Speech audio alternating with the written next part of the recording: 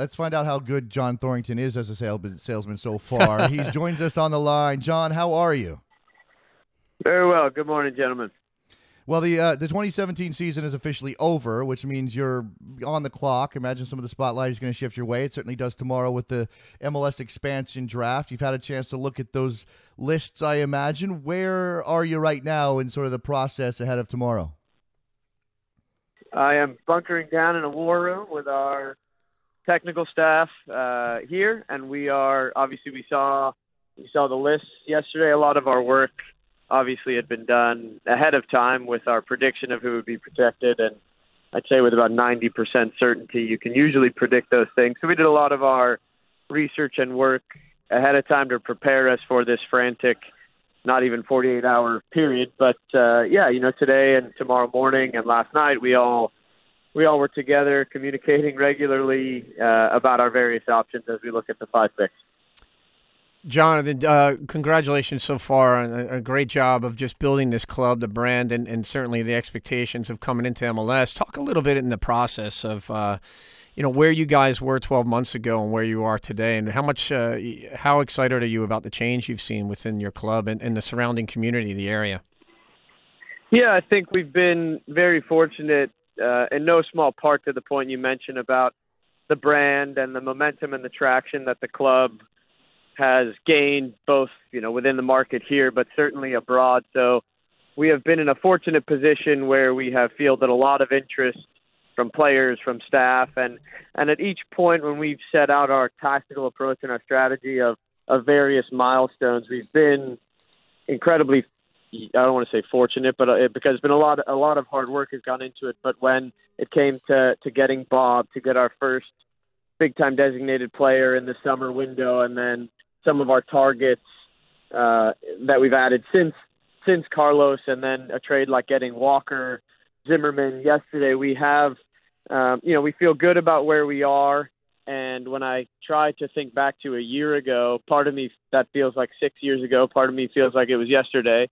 But we feel very good about where we are, and it's an incredibly exciting time for us now, as a lot of our preparation and analysis now is actionable with these players across the league. So we're excited.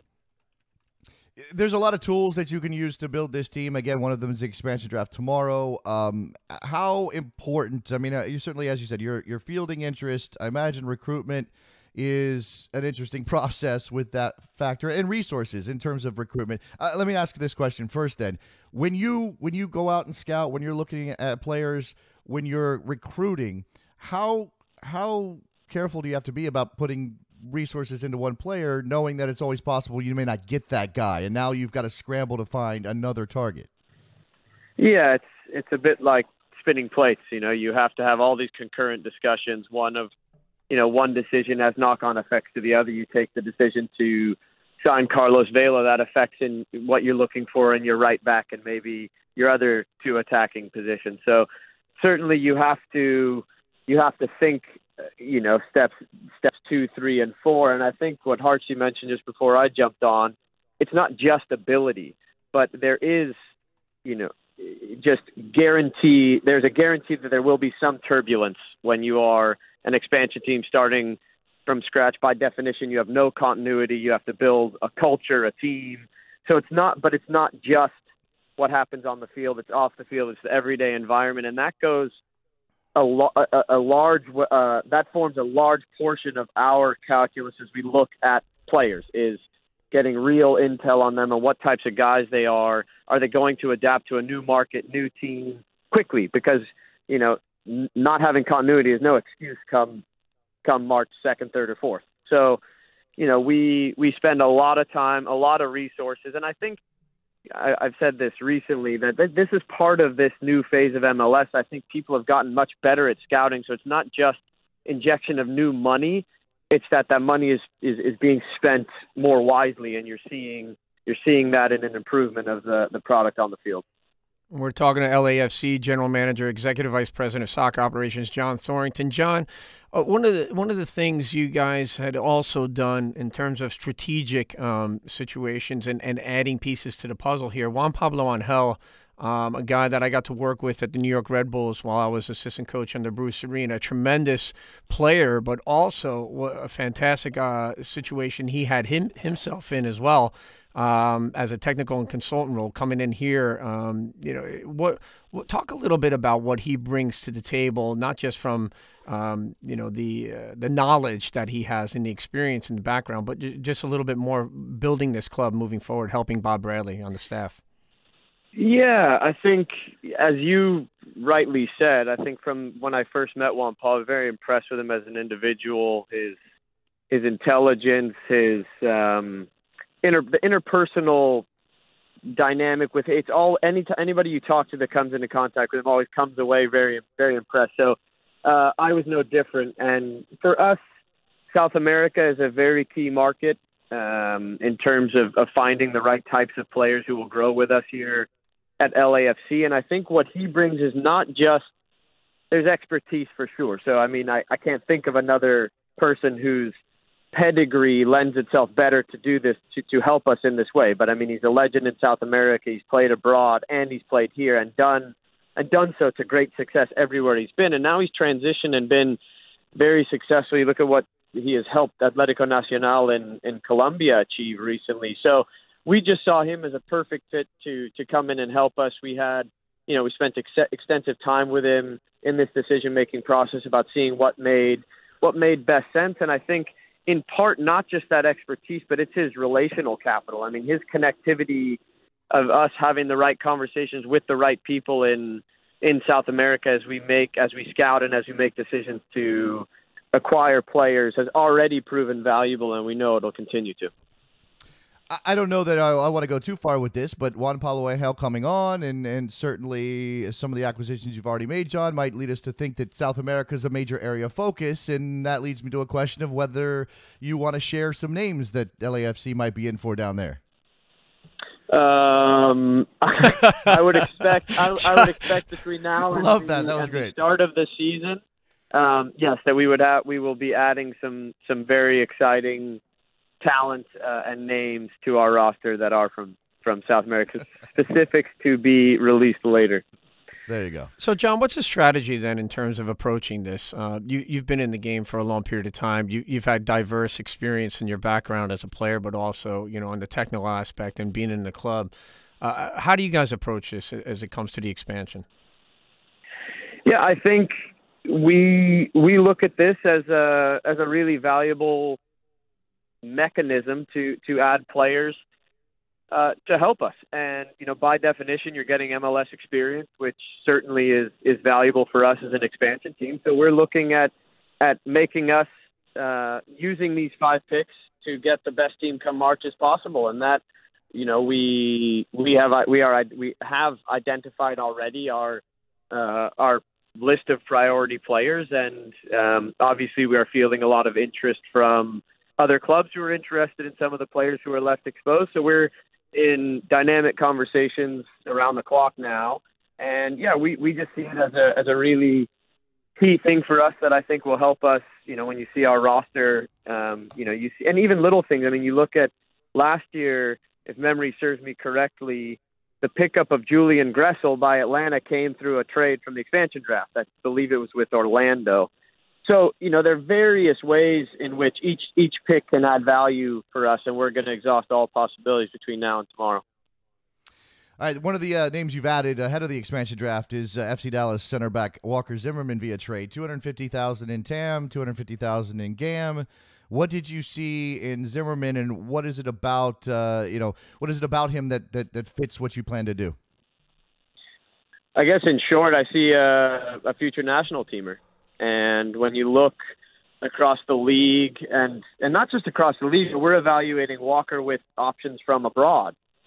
And what both Bob and I and our staff here see in Walker is the right type of center back. I think he's got some great leadership qualities that I think will really blossom here at LAFC. And I think with Bob and our technical staff, I think he will. We are really excited to be a part of the next stage in Walker's career. He's very excited to be here. I think he understands the magnitude of responsibility we're giving him.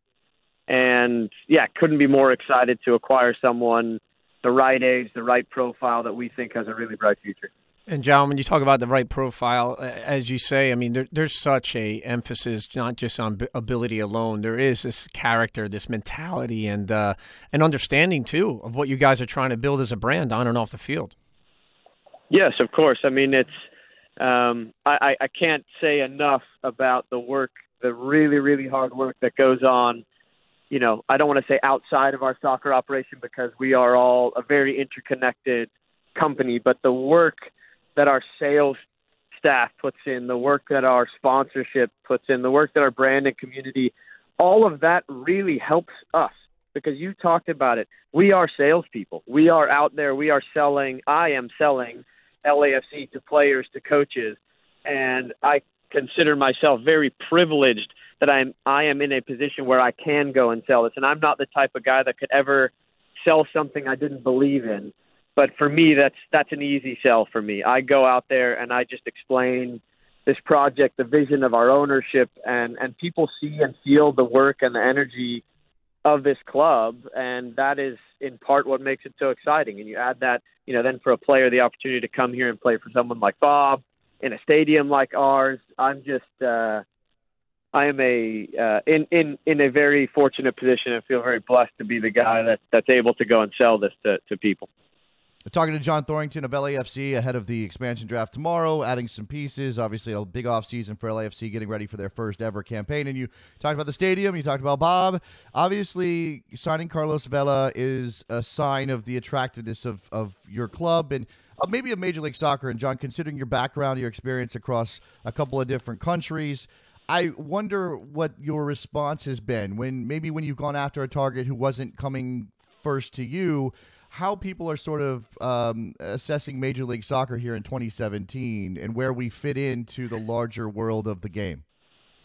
Yeah, it's a great question and something I love talking about because we are seeing a shift. And I think MLS is now, we are seeing it with some of the more recent acquisitions that are new and are not the MLS of yesterday. And I think when we go out and we talk about MLS, you see a very different and tangible reaction to the project, not just here at LAFC, but we are, and certainly we love going out and we say, look at this stadium in this location in the heart of LA. It's this, and I've said this numerous times. I grew up here in LA. I never in my lifetime would have thought this would have happened, but we as a club are incredibly respectful, and you have guys like Bob, me to a lesser degree, but still to some degree, we know that this is only possible because of all the work that has gone in. Guys like, Hartsey at the beginning and the various iterations of MLS. But now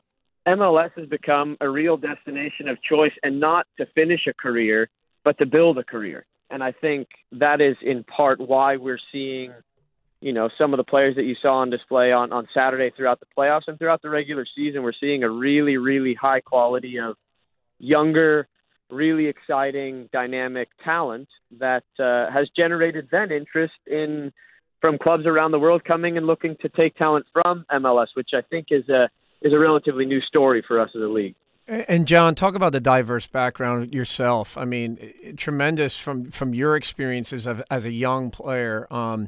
Being overseas in the Manchester United setup, Leverkusen, Huddersfield Town. I mean, you can go right through everything in terms of the resilience that you built up as a player, bringing that to MLS, Chicago Fire, Whitecaps, DC United. We were able to see you grow as a player within the league, but your diverse experience that you have, bringing that to the table right now within LAFC. Yeah, well, thank you. I wouldn't necessarily see myself in such a flattering light, but I'm grateful that at least hey, you're a quality player. Come on. Yeah, the decision makers here certainly, in terms of when they were looking, I think what was appealing to them was, yes, you talk about the blend of seeing the game abroad and here, and the vision here is to be a global brand, and so I think they saw that. And then I think, look, I'm from LA, and I couldn't be more passionate about this project. The first conversation I ever had with our president and ownership is I said, my goal for this club is that the 17-year-old me, when he's offered a professional deal to go to Manchester United, he wants to stay here. And that will speak volumes about what we're doing at the first team level, all the way down to what we're doing at the academy level. And, our academy has already taken great strides, and it's young. We've been in existence for 2 years. So it's, again, I just can't speak more fondly about the club, the project, and how excited I am to be a part of it. And I'm grateful that, like the things that you mentioned earlier that I wouldn't necessarily recognize in myself, but others have. So I'm just very grateful to be a part of it. Very humble John Thorrington, who's spinning plates. You probably dropped a couple during this conversation because we took your attention away, John. So go get back to that. Thank you very much for the time. Best of luck tomorrow with the draft and for the rest of the offseason. Thank you, guys. As always, great speaking with you.